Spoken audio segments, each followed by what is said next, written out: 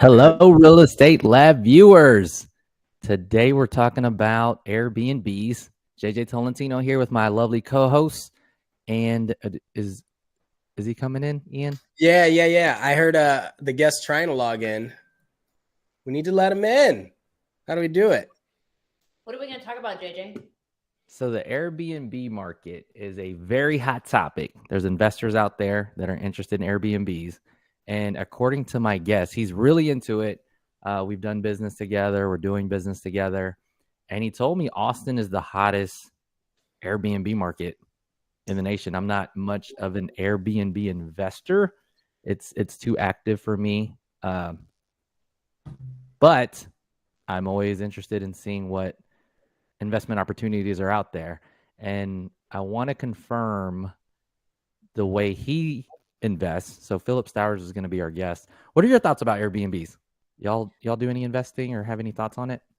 I mean, I'm pretty interested to hear what he's going to say, because I always thought from all of the discussion amongst realtors is that it's actually really heavily regulated and hard to get your name on a list. So, I'm excited about your guest. If he says it's the hottest one, let's see that. He goes really big. I was gonna say, maybe I gotta text him the link, huh? Pretty sure that's what's got to happen. Probably. It looks like he's having. So I think that Airbnb, I hear him dinging trying to get in. I think that Airbnb is one of those things that, and not just Airbnb, VRBO and other short-term opportunities. There's actually sites that are aggregators that have reached out to me, because I was an Airbnb superhost for a little while, for like a year and a half or whatever. And so there are these places that will take and put it all together for people that own Airbnbs, kind of like as an AI management. Right. Right. So they don't even have to do any, if you own these properties, you don't even have to do any work, really. I mean, you have to pay somebody to clean them and everything, but they do the advertising, kind of like the MLS. Essentially, it's like the MLS for Airbnbs and short-term rentals. So that's what's interesting about Philip too. Now that he has a couple properties, he also has a management company. So he's really been breaking down this as an investment strategy. Okay, that's good. I want to hear it. Yeah. Because apparently there's so much cash flow profit that you could pay off the management and still make it more passive, as opposed to you. I know you're doing the superhost stuff. Did you ever consider that? Because you already reached the top of your customer service limit. So change to a long-term. It's just, it's different. And management is kind of that's a tough one. That's a conversation that I almost always have with my different investor clients. Like, are you planning to manage it? How many units do you want to have? And it becomes a full-time job. People think it's passive income. It's not passive unless you don't have any problems. That's when it's passive income. And even then, you always have to do some kind of maintenance and everything. There's work to it. It could be more passive if you hire somebody who knows what they're doing. Yeah. I mean, any business venture, passive is, there's a spectrum. Like even your stocks, you still actively, you think they're super ridiculously passive, but you still kind of have to look at it. You at least have to talk to your stockbroker. You read some news, you're going to work on it. It just depends. There's super there's like more passive, or less active and more active is kind of more the way I look at it. You getting text from them. So I think another thing that people want to keep in mind with the any kind of short-term rental is, what is it that you're renting out? Because you can do a short-term. So most of the time we're thinking single family or maybe a condo, something like that, right? But there are ADUs, there are garage apartments. Yep. Right. So I mean, it's not called Airbnb, it's short-term. When my wife and we did our honeymoon and we went up the PCH, the Pacific Coast Highway in California, we went from Chula Vista all the way up and then over, and we stayed in a different short-term every night. So we were in a different place every single night. And a lot of them we stayed in campers.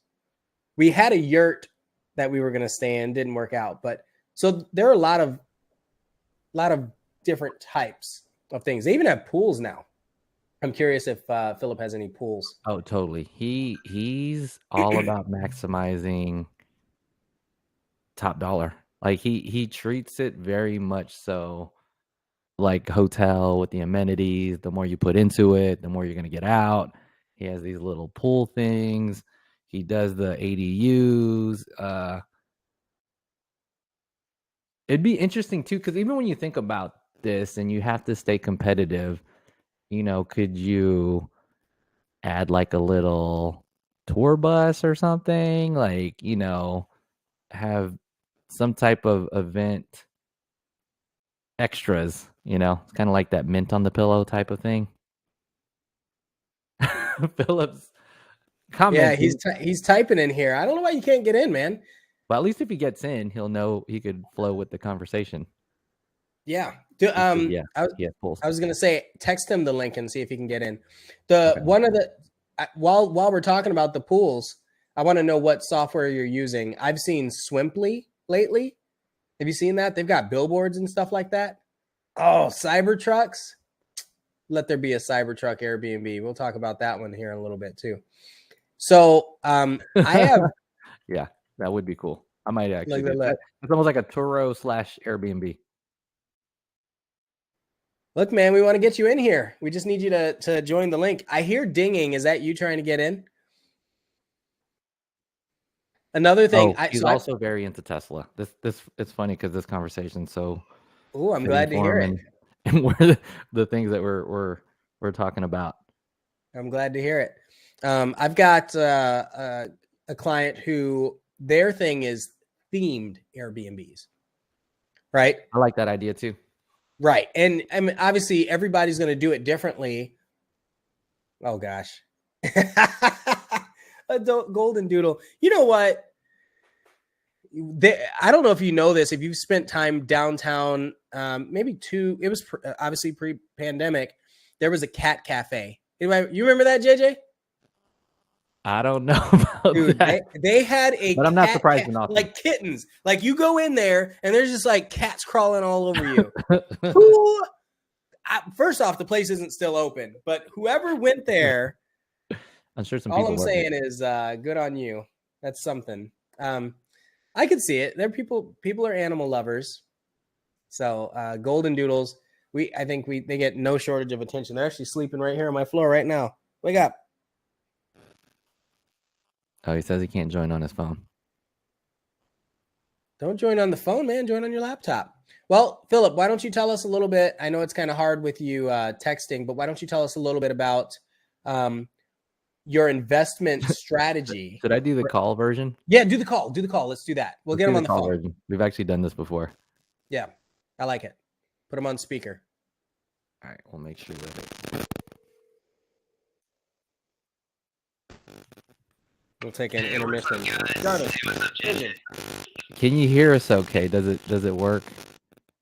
Yeah, I can hear you guys. I mean, I'm on the live, like I'm listening in, but like when I click on that link, it says enter studio, and then I see you guys in the chat room, and then it goes blank and kicks me out. Like, can you move them closer? Yeah. To the mic. Oh yeah. How about put them on speaker? We might just do it like this, Philip. And then all right, that works. That's perfect. I can hear well. That's great. Can you hear Ian, Philip? Yeah, I can hear Ian as well. This is cool. Okay, we may have to do it like this. So that's good. You've heard what we're talking about. What do you have to say about the market? How would you like to introduce yourself? Hey guys, so my name's Phil from Austin. I actually created a YouTube channel, Phil from Austin, and it was kind of inspired by Ian of Austin. Because Ian, I've seen you on YouTube many times with Jeremy Knight. Hilarious, man. Thank you. That's awesome. Yeah, so it's cool to see you and JJ and you guys on the big screen. Like when I'm driving in my Tesla, I always I'll load you guys up and watch while my car drives, me home. All right, Phil, let's talk about you. Okay. So back to me, man. I'm all about Airbnb. Like, dude, Austin is a hot market, as you guys know. And, the past couple of years, appreciation has been crazy. But more importantly, or just as important, is cash flow. Long-term rentals, if you go buy a house right now, it's not going to cash flow. In fact, it'll be probably negative cash flow. But with Airbnb, you're still going to get, you know, at these high nightly rates, you're still going to cash flow in the thousands. And so with my 2-bedroom, 2-bath that's located near, like, it's right across the Interstate I-35 from Rainey Street. That thing pulled in like 11,500 this month and about 11,000 last month. My break-even point is 3,500, and that covers all the expenses plus property tax, mortgage. The cleaning fees, there was 5 turnovers, so that was $750. Dude, my cash flow for this month and last month was over $5K. Wow. And it was passive because I have all the systems in play. I don't even visit the properties. Except for today, I brought my guests a little stringer so they could clean the pool. But that was it. And just to be clear, you have a very specific, you know, you talked about this street off of I-35. From what I perceive, it's a central Austin, almost super houses, sometimes nice modern houses close by. Is that up your alley? Is that how you describe it? Yes. So number one is location, right? You need a location. It's got to be pretty close to all the activities in Austin. So I like 78702. That's where this property happens to be. But I also like 78741 or 78721. The 04 is a little pricey. But right now, if you're looking to buy an Airbnb in Austin, I think the best deals is probably the 78721 or the 41, because you're still within a 3-mile range and you can get an Uber anywhere in 8 minutes. It's also close to the airport. Let's dumb it down for those people that might not know zip code. What areas are you talking about? So east. I'll pull the map up in a second. Downtown is like central, and then you go up north a little, and there's the Capitol, and then there's UT campus. Mm-hmm. I'm talking mainly south, which is the 78704, so south of the town lake, mm-hmm. and then east of I-35, so just east of downtown. So that's the 02 zip code I'm talking about, and the 21 and the 41. So if I had a visual on a map, I wish next time I get on the podcast, I'll be able to share my screen and highlight things, and it'll make a lot more sense. Yeah, we'll bring you back, man. So I just pulled up 78704 on the screen for people. Cool. So it just shows like the party crowd. Like, who are these people? Are they? I think the best zip code right now, the best zip code 78702, because the main attractions for people coming in, they're going to East 6th and East 7th. You know, they're all like right. You know, like, have you guys been in that area? It's all that new development. There's like a mix of condos, but also bars and lots of restaurants. They have a lot of trendy spots. East 5th, Whole Foods is over there now. Yep, a lot of really trendy spots. It's not really car friendly though. I mean, it's okay, but it's better if you're walking or if you have a bicycle or something. But that's Airbnb, right? Like if that's who's doing the short term. Yeah, rental, no. It's perfect for that. That's what I mean. Like, it's great if you just want somebody who needs easy access to like a hot spot near downtown. That's incredible. So I thought, like East Cesar Chavez. I like that you pulled up the map. The hottest market for Airbnb. It even beats out Zilker. Like, the nightly rates, dude, you could get into 2,000s a night, like for a 5-bedroom, 4-bath. But East Cesar Chavez, and that's where my Airbnb is, that little 2-2 that pulled 11,000 this month. But Hawley, that's beautiful. Along that 7th Street, you see all that like pale yellow. That pale yellow is all major development. Those are bars and restaurants, and people just flock to that area. So if you get a property over there, you're going to pay $1,000 a square foot, but you're walking distance to the hottest part in Austin. Like, bachelorettes and bachelors like go there, and that's where a lot of my guests, like, when they ask me where to go, I just throw them that way. and there's just a string of events to go to. Yep, right there. That's the hot spot. That's more so. That's a lot like even like before it was South Congress, but a lot of people are going there now on 7th Street along that. So corridor. I have a series of questions. One of them is, what are your demographics for people that are renting? Since you're not a realtor, you can say whatever you say. I'd say like a lot. So I'd say like in their mid-20s to mid-30s, a lot of them. But sometimes you get like during F1, like big events, like it was like all 50-year-olds, you know, like a group of 5 of them, and they'll rent out like a 4-bedroom, 3-bath, and so it all depends. But I get a lot of bachelors, a lot of bachelorettes, or just like birthday celebrations. And, you know, groups ranging from sometimes just one person going to a conference, and they'll just rent out the whole space, or, you know, couples on a couple retreat. So 4 of them, 2 couples, or you know, all the way up to the biggest occupancy house that we hold right now is 14, but we pulled it back down to 12 because it's kind of too packed. But when it's up to 12 people, a lot of times it's celebrations, either bachelors, bachelorettes, or birthday parties. You get weddings? No. Any issues with damages or repairs so far? Not too much, but if there is one, we double the cost. So whatever it costs us, we'll double that. So we're getting compensated for our time, but it doesn't happen often. Like maybe a hole was punched through the wall, but very little, you know. Or recently, it was like a double shower head, and one of the shower heads fell off, and then we had to replace that, and we just charged double. That's not too bad. You don't provide like transportation or anything like that? Do you provide like lists of things to do, or do you just let the location sell itself? The location does a lot of the heavy weight, but like if someone asks specifically what's around here, like which lake to hit up, I'll let them know. So I live in Montopolis, and you can look on the map. It's close enough to where it's on this map, and you're kind of zoomed in, but it's right there in the bottom right corner.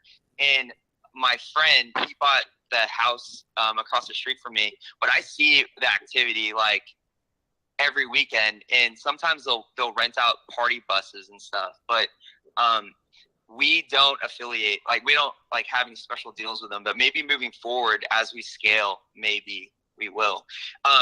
One idea though, the Cybertruck, dude, imagine this, like that thing's hotter than a Lamborghini, and imagine that just parked right in front of a house, and I could just like, you know, taunt the guests with it, and like it's $500 a day, and you could just remote unlock it with an app on my phone, and then boom, they like, you know, Venmo pay me, and then they have a Cybertruck.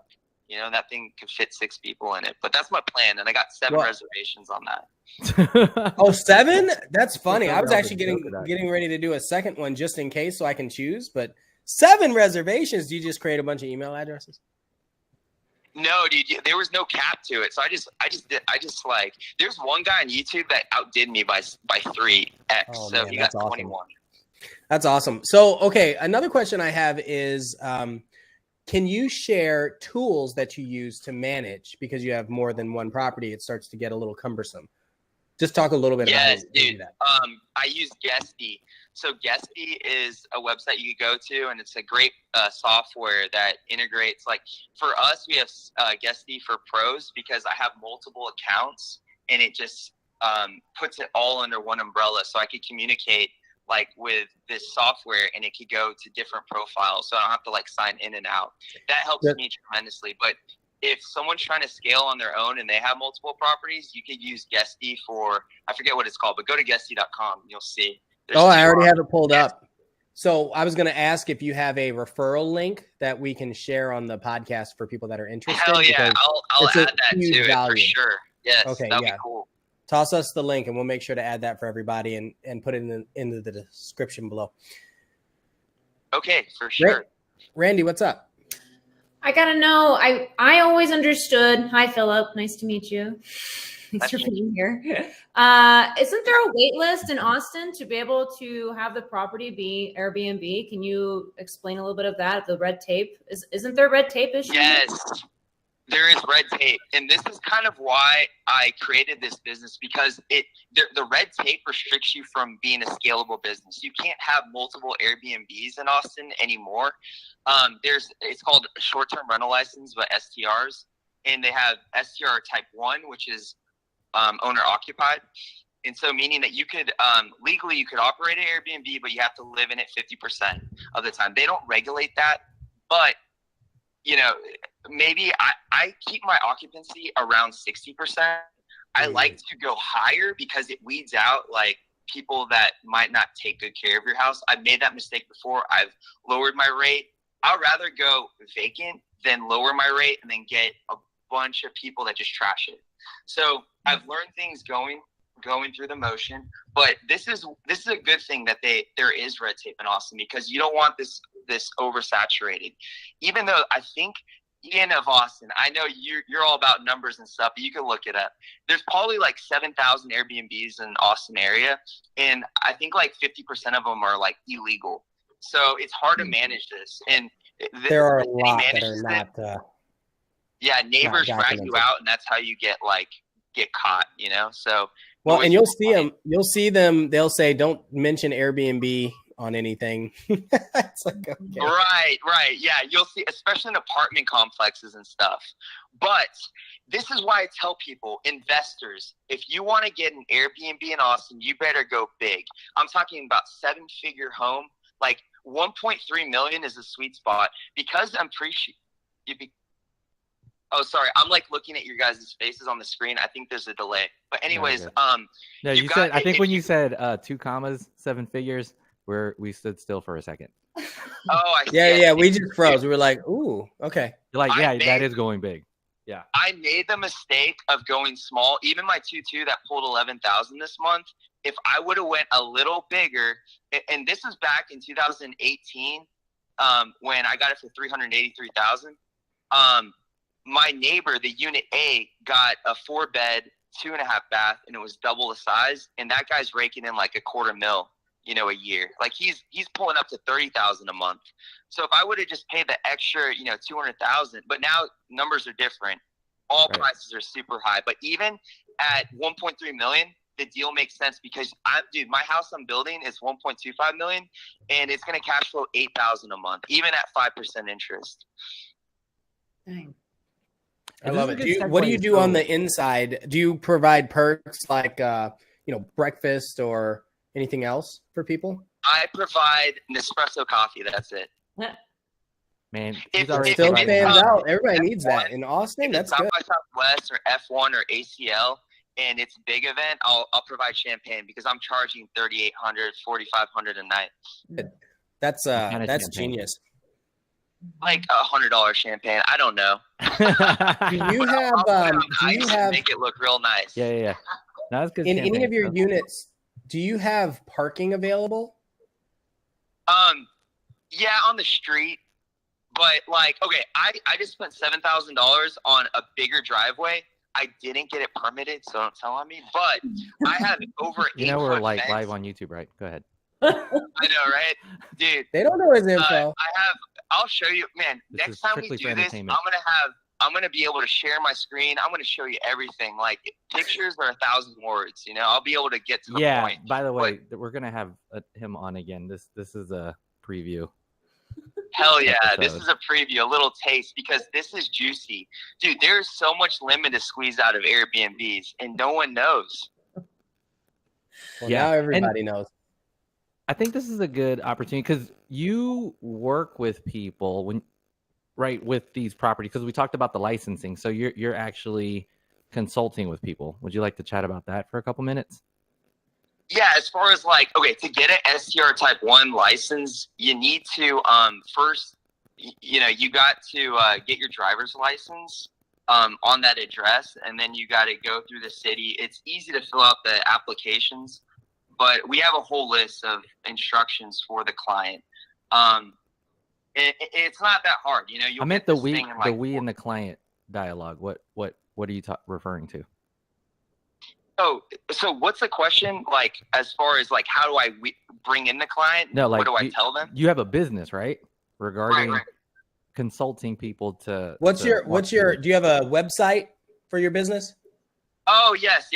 The website, I mean, I could send. What's cool about Guesty is that also it creates a website for us, and I could share that to the link it's too. The Guesty link. So you guys can click on that.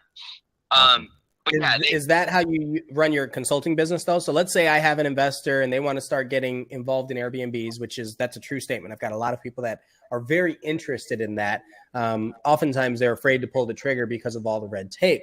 So if I sent them your Guesty page, you would be able to have a conversation with them and then consult them for a fee to get started on their own. Yes.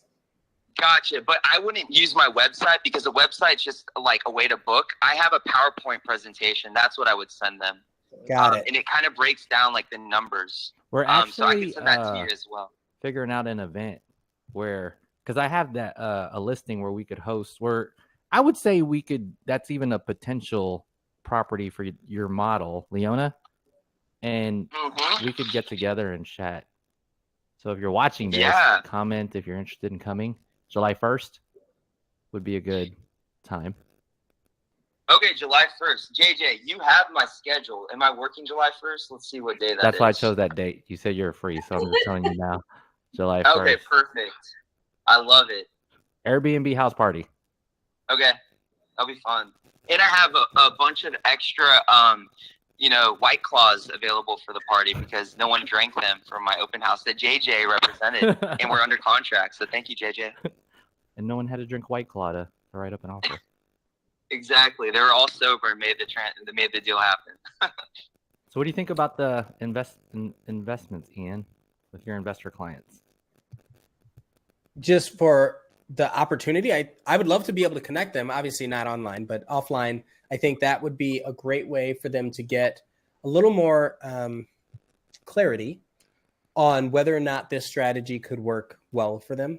Because a lot of people, when they're looking at the Airbnb I say that like Kleenex, right? A lot of times when they're looking at the short-term rentals, they're so concerned with being near water or in a place where they know there will be no red tape, like undeveloped or unincorporated jurisdictions. But but then we have so many HOAs, we have so many city ordinances that it just becomes a really challenging way for them to navigate. So being able to connect them with somebody who I would call a consultant or proven expert, that'd be phenomenal for my business, their business, everybody.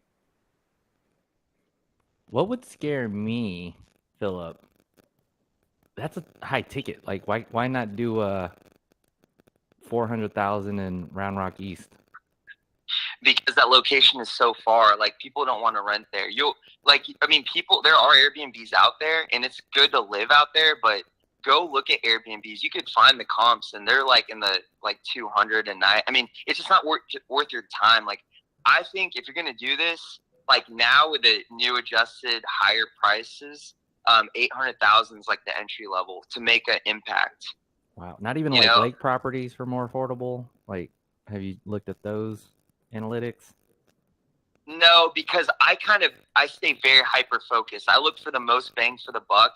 And I just don't that's why I don't you could do rental arbitrage. Maybe not so much in Austin because there's regulation, but there is STR type 3 in Austin where you get a license, you can rent out, apartment complexes or rooms, like 2-bedroom apartments, but the cash flow is so small that I don't it's so much work to orchestrate your cleaners to turn over. I don't want to work for hundreds of dollars. I want to work for thousands of dollars. So it's so much easier if you have the capital to put down, 200 and something thousand and then furnish at home, you'll make a bigger return. It's all about time and your effort. And I think that's where the most bang for your buck comes in, is going for the 4-bedroom or 5-bedroom, 3-bath homes. 2 commas. Speaking of time, are we on time? Yeah, we're out of time. Sorry about that, Philip. We'll get you on. We have plenty of podcasts to do with better connections. So yeah, dude, this was great improvisation. We improv pretty well though with this phone. This worked nicely. Yeah, I've seen TV shows do stuff like this. Yeah. It's all about the value that we're bringing to the viewers, and I think this was incredible. Like I said, we'll get your information. Make sure put it in our description on our YouTube pages and wherever else we're streaming this, on Spotify and all that sort of stuff. Randy, do you have anything that you want to add or share or ask? Just think it's a pretty great idea to have a consulting firm about all this. And I don't know how long you've been doing that. How long have you been offering consulting services for this? Man, we just launched like November 8th, I think, is the inception of our LLC of last year. So only a few months, but we're in the ramping phase. I'm actually scaling back from my anesthesia job so I could do more of this. July. He's a nurse anesthetist. This is 9 to 5. This is a side hustle. Yeah, that's not a side hustle. This will be a main hustle. This is my real passion. This is fun, you know. He likes real estate. Dude, I cannot wait to show you the home I'm building. I've been working my past 2 years to make this deal happen. So it's almost done, but I can't wait to share with you guys the numbers of what this thing generates, because it's going to be on another level. Awesome. Well, more episodes to come. We appreciate everybody tuning in. Sorry about the technical difficulties, but hopefully you got some value, and maybe you'll look at some of these Airbnbs in Central Austin. Love it. Thank you, Philip. Thank you, everybody. Thanks, Philip. Thanks, everybody. Thank you. Nice to meet you, Randy. Nice to meet you.